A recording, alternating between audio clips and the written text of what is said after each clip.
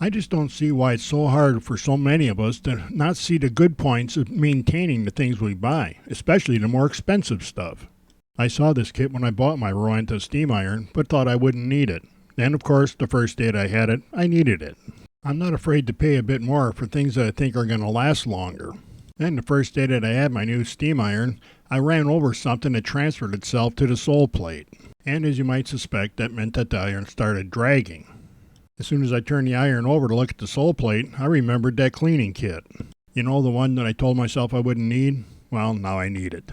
I've got high-speed wire wheels and sanders that'll knock this stuff off of her, but it'll also kill the sole plate. I did the right thing and ordered the kit that I should have ordered the first time around.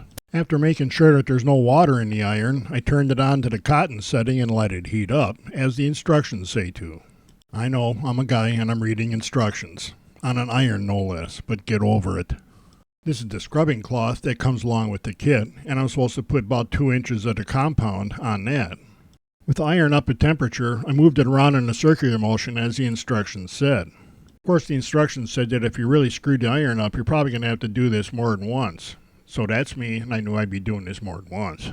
The instructions say to expect some smoke from the cleaning compound, but that doesn't make me feel any better about this.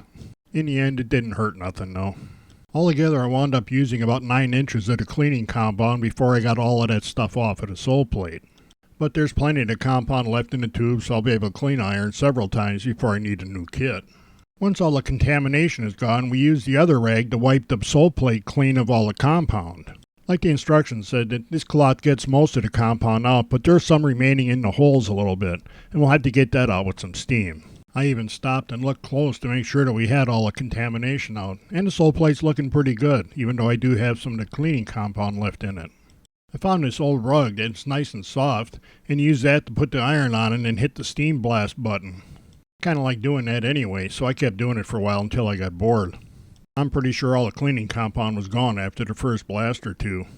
So the next time that you buy a nice new expensive tool, think about getting whatever you need to maintain it. It's always way cheaper to take care of this one and buy a new one when you mess it all up.